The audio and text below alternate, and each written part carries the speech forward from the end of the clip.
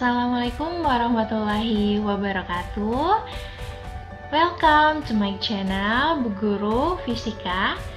Hari ini kita akan belajar mengenai listrik statis bersama Miss Erna.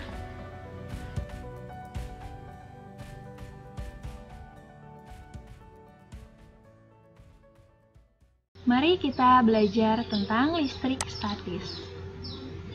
Berikut ini merupakan contoh penerapan dari listrik statis. Yang pertama adalah petir. Petir merupakan suatu gejala alam yang biasa terjadi ketika hujan.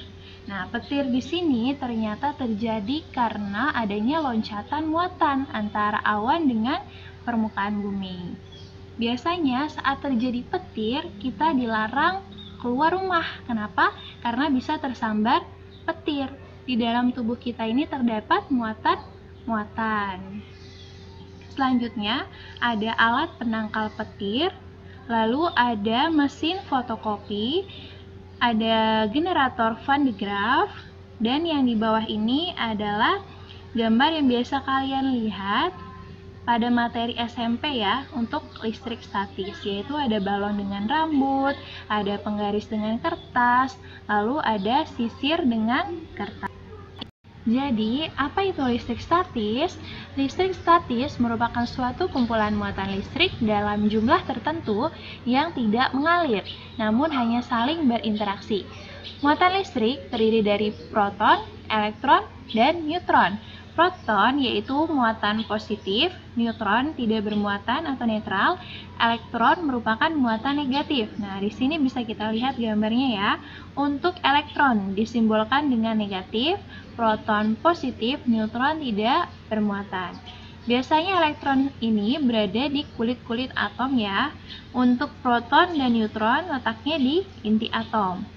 Di sini ada besar muatan. Untuk elektron dan proton besar muatannya sama, hanya yang membedakan elektron bernilai negatif, proton bernilai positif. Untuk neutron besar muatannya adalah 0. Untuk muatan listrik yang sejenis seperti muatan positif dengan positif, mereka akan saling tolak-menolak. Negatif dengan negatif, dia akan saling tolak-menolak. Nah, kalau positif dan negatif bagaimana? Dia akan saling tarik-menarik. Untuk lebih jelasnya, kita akan melihat simulasi PET tentang listrik statis.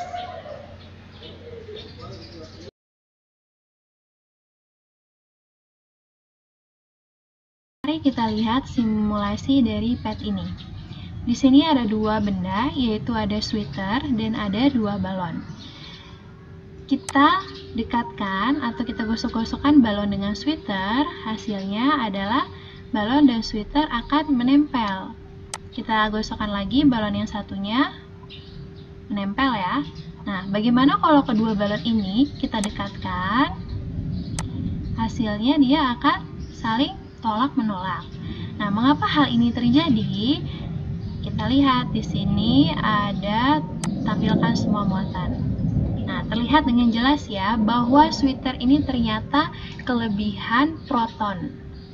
Jadi sweater ini bermuatan positif, tetapi kalau balon dia ternyata bermuatan negatif. Kenapa? Karena di sini kelebihan elektron. Ketika dua benda, yang satu bermuatan positif dan satu bermuatan negatif, maka ia akan saling tarik-menarik. Ya. Nah, lihat di sini balonnya, kedua balon bermuatan negatif, maka ketika didekatkan dia akan saling tolak-menolak. Nah, itu tadi ya alasannya. Nah, selanjutnya kita akan masuk ke elektroskop. Elektroskop ini merupakan alat yang dapat mendeteksi muatan listrik. Jika benda tersebut tidak bermuatan listrik, maka daun-daun elektroskop akan tertutup. Nah, sebaliknya, jika benda bermuatan listrik, maka daun elektroskop akan terbuka. Kita lihat di gambar, kondisi awal elektroskop dalam keadaan netral, yaitu jumlah proton dan elektronnya dalam keadaan yang sama. Ketika didekati benda bermuatan negatif, maka muatan positif ditarik ke kepala elektroskop. Nah, jadi muatan positif yang ada di sini akan tertarik ke kepala elektroskop. Lalu, muatan negatif menuju daun-daun elektroskop. Lalu, daun-daun akan saling menjauh. Prinsip kerja elektroskop hampir sama dengan prinsip kerja penangkal petir. Tahukah kalian, penangkal petir merupakan suatu perangkat yang terdiri dari serangkaian jalur yang diperuntukkan sebagai jalan mengalirkan arus listrik petir menuju ke permukaan bumi. Nah, jika dilihat, di sini awannya bermuatan negatif, ya. Rumah memiliki hambatan yang besar. Ketika bertemu dengan awan yang bermuatan negatif dalam jumlah yang besar, maka akan terjadi interaksi. Nah, interaksinya seperti apa? Misalnya, rumah bisa tersambar petir. Nah, itu karena interaksi antara muatan di awan dengan hambatan yang ada di rumah. Nah, prinsip alat kerja dari penangkal petir ini adalah menyerap elektron yang ada di awan dan dialirkan menuju ke tanah atau ke bumi. Nah, di dalam alat ini terdapat suatu bahan konduktor, sehingga ketika si muatan elektron dari awan turun melewati alat penangkal petir, maka tidak terjadi kerusakan pada rumah.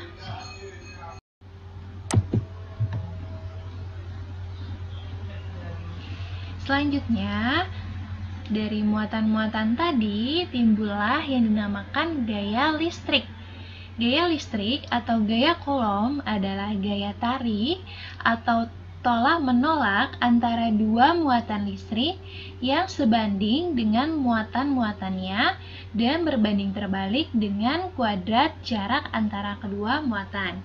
Hal ini bisa dirumuskan dengan F sama dengan K dikali Q1 kali Q2 per R kuadrat. Nah, bisa kita lihat di sini untuk muatan yang sejenis, positif dengan positif akan saling tolak-menolak. Makanya di sini arah gaya F adalah berlainan arah ya untuk muatan positif dan muatan positif. Selanjutnya, muatan negatif dengan muatan negatif juga sama. Karena dia sejenis, maka akan saling tolak-menolak. Lihat arah F-nya juga berlawanan. Untuk muatan yang berbeda jenis, muatan negatif dengan positif, maka akan saling tarik-menarik. Nah, itulah mengapa Q1 untuk F-nya arahnya ke kanan, Q2 untuk F-nya arahnya ke kiri. Nah, di sini keterangannya, F adalah gaya Coulomb, K adalah konstanta pembanding yang nilainya 9 kali 10 pangkat 9, Q1 besar muatan 1, Q2 besar muatan 2, dan R adalah jarak antar muatan. Sekarang kita bahas contoh soal mengenai gaya Coulomb. Tiga muatan A, B, dan C tersusun seperti gambar berikut. QA adalah positif 1 mikrocoulomb, QB adalah negatif 2 mikrocoulomb, dan QC adalah positif 4 mikrocoulomb. Tentukan besar dan arah gaya Coulomb pada muatan B. Nah, dilihat ya, di gambar sudah jelas bahwa muatan B itu terletak di tengah-tengah. Karena dia terletak di tengah-tengah, maka dia punya gaya Coulomb terhadap si A dan gaya Coulomb terhadap si C. Ya, lihat di sini untuk A dan B muatannya berbeda jenis ya, maka dia akan saling tarik-menarik. Ya, karena di sini gaya Coulombnya acuannya ke A, maka dia akan tarik-menarik ke A. Nah, untuk yang FBC juga sama, dia akan mengarah ke C karena saling tarik-menarik. Kita cari satu-satu dulu untuk gaya kolom B terhadap A dan B terhadap C. Dicari satu-satu, tadi nilainya 18 sama 72 kali 10 pangkat min 3 Newton. Dilihat lagi arahnya. Di sini yang satu arahnya ke kiri, yang satu arahnya ke kanan, berlawanan arah, maka gaya totalnya itu dikurang. FBC dikurang FBA. Sehingga hasilnya adalah 54 kali 10 pangkat min 3 Newton. Nah, arahnya kemana? Arahnya ke kanan, karena lebih besar gaya kolom si FBC ini. Contoh soal kedua. Dua muatan listrik B dan C yang berada sejauh 8 cm menghasilkan gaya 50 Newton. Jika muatan C digeser ke kanan sejauh 8 cm, maka besar gaya tarik pada muatan B dan C adalah. Nah, perhatikan dulu di sini diketahuinya adalah jarak pertama, yaitu 8 cm atau R1. Kemudian di sini ada gayanya, berarti adalah gaya kolom yang pertama ketika jaraknya 8 cm, maka F1-nya 50. Jika muatan C digeser ke kanan, nah berarti digeser lagi nih muatan C ke kanan sejauh 8 cm. Nah, berarti itu adalah jarak yang kedua. 8 ditambah 8 adalah 16, maka R2-nya adalah 16 cm. Yang ditanya, besar nilai gaya kolom ketika muatan C ini digeser sejauh 8 cm. Kita masukkan rumus gaya kolom, K kali Q1 kali Q2 per R kuadrat.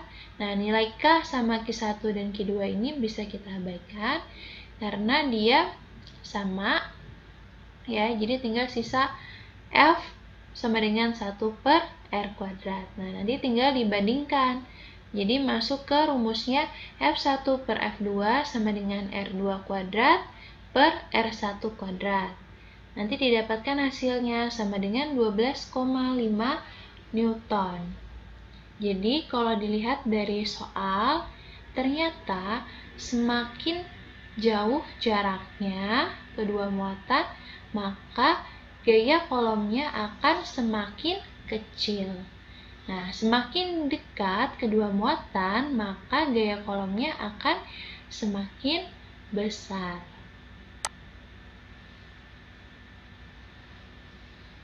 Contoh soal yang ketiga, perhatikan gambar berikut ini. Jika muatan plus Q terletak antara A dan B, nah, muatan plus Q ini berarti muatan si yang ketiga, ya. Dimana muatan plus Q ini harus diletakkan sehingga gaya kolom yang dialaminya adalah 0. Lihat di sini, QA-nya bernilai Q, QB-nya bernilai 4Q. Berarti kedua muatan ini positif, maka dia akan saling tolak-menolak. Nah, muatan yang ketiga ini adalah si plus Q.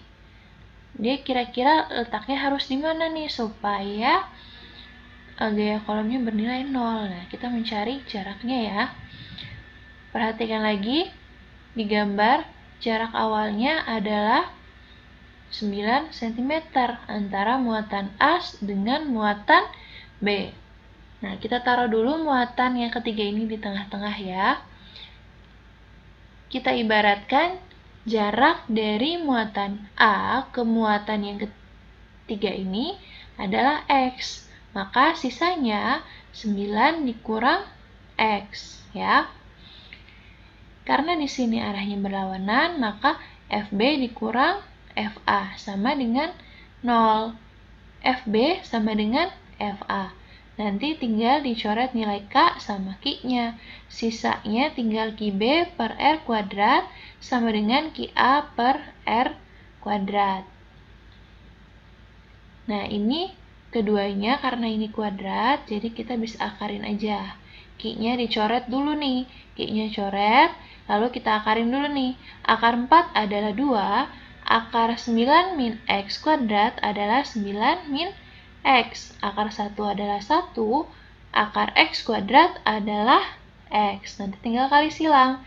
2 dikali X adalah 2X, 1 dikali 9 min X adalah 9 min X. Nanti ketemu nilai X-nya adalah 3 cm yang terletak di kanan muatan A, ya. Jadi letak si Q3-nya nih, muatan plus Q-nya adalah 3 cm dari muatan QA. Medan listrik. Tadi kita sudah belajar tentang muatan listrik, gaya kolom.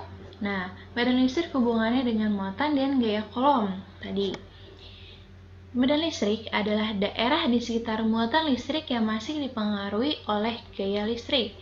Nah, kita lihat ya, di sini ada muatan plus atau muatan positif ya. Lalu di sini ada muatan positif dan negatif. Positif ketemu positif, maka dia akan saling tolak-menolak. Maka arah gaya F-nya yaitu ke luar. Lalu muatan negatif dengan positif akan saling tarik-menarik. Maka arah gaya kolomnya yaitu arahnya masuk ke dalam. Nah, garis yang warna pink ini merupakan daerah yang masih dipengaruhi oleh gaya listrik atau yang dimaksud dengan medan listrik. Jadi yang warna pink ini masih daerah medan listrik ya. Nah, berarti warna yang putih ini yang luar itu bukan daerah medan listrik ya. Jadi sudah tidak dipengaruhi oleh gaya listrik.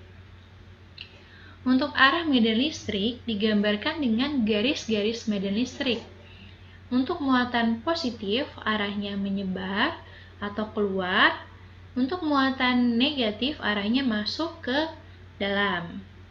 Nah, perhatikan gambar garis gaya medan listrik antara muatan positif dengan muatan negatif, yaitu arahnya adalah keluar dari muatan positif dan masuk ke muatan negatif ya.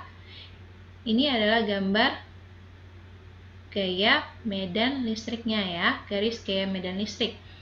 Semakin rapat garis medan listrik ini, maka akan semakin kuat medan listriknya. Nah, semakin renggang, otomatis dia semakin melemah medan listriknya.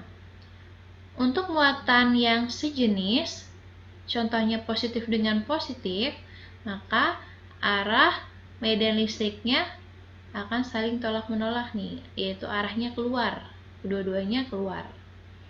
Ya, paham ya?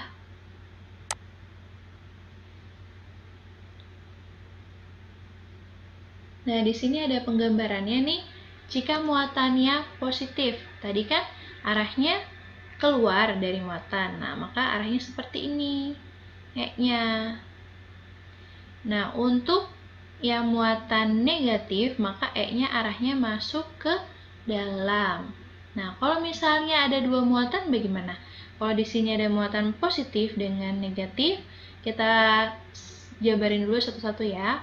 S1-nya, S1 atau medan listrik di Q1 itu arahnya keluar dari muatan. Lalu untuk Q2, medan listriknya arahnya masuk ke muatan. Makanya di sini arahnya adalah sama-sama ke kanan atau searah. Berarti kalau di soal ini E1 ditambah E2. Apa sih rumus medan listrik? Rumus medan listrik adalah E sama dengan gaya kolom dibagi muatan. Nah, ini jika kita jabarkan lebih dalam, E-nya menjadi K kali Q per R kuadrat ya. Jadi kalian bisa menggunakan rumus yang atas ataupun yang bawah sama saja. Untuk keterangannya, E adalah kuat medan listrik, F adalah gaya tarik-menarik, Q adalah muatan listrik, dan K adalah konstanta yang nilainya 9 kali 10 pangkat 9. Listrik dua buah muatan yaitu Q1 sama dengan 12 mikrokolom dan Q2 sama dengan min 4 mikrokolom berada pada jarak 2 meter satu sama lain. Tentukan besar dan arah kuat medan listrik pada titik A yang terletak di tengah-tengah kedua muatan tersebut. Ya, jadi di sini muatannya yang satu positif, yang satu adalah negatif. Kita gambarkan dulu medan listrik di muatan Q1 ya. Karena muatan yang positif, maka arahnya keluar dari muatan positif. Untuk Q2-nya bagaimana? Arahnya berarti masuk ke dalam. Bisa dilihat ya, arah dari medan listrik muatan Q1 dan medan listrik muatan 2 itu arahnya ke kanan. Berarti E1 ditambah E2. Maka nanti nilai E-nya didapatkan 144 kali 10 pangkat 3 ke arah muatan Q2. Ya, paham ya di sini?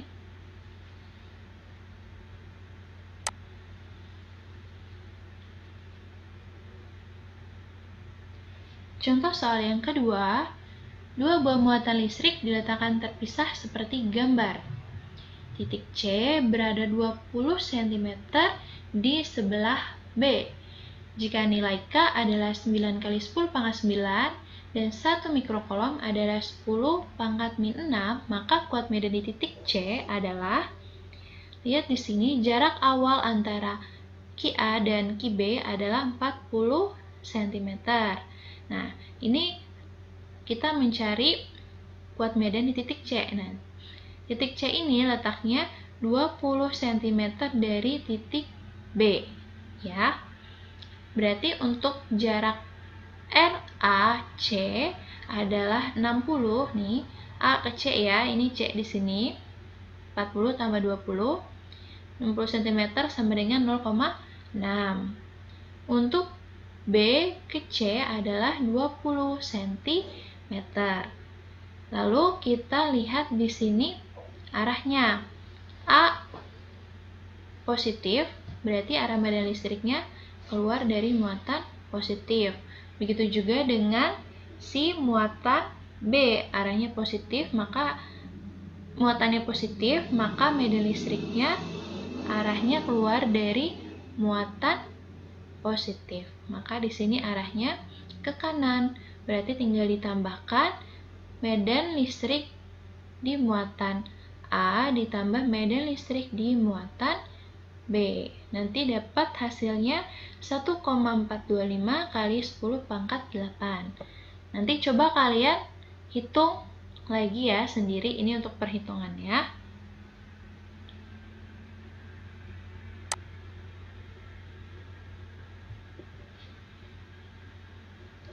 Lalu selanjutnya ada latihan soal yang harus kalian kerjakan. Di sini ada 1, 2, 3, 4. Ini kalian screenshot ya. Nanti kalian tulis lagi soal beserta pilihannya nih. Jadi kalian nulis soal, pilihan, dan caranya.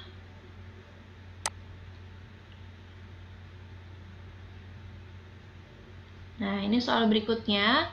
Berarti ini nomor 5 dan 6. Jadi ada 6 soal yang harus kalian kerjakan.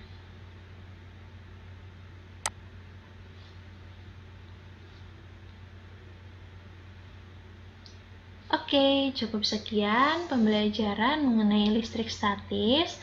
Semoga ilmu yang Miss berikan dapat bermanfaat dan kalian paham materi tentang listrik statis ini. Oke, kurang lebihnya kalau ada salah kata, Miss mohon maaf. Wassalamualaikum warahmatullahi wabarakatuh. Oh ya, jangan lupa subscribe, comment, like, and share.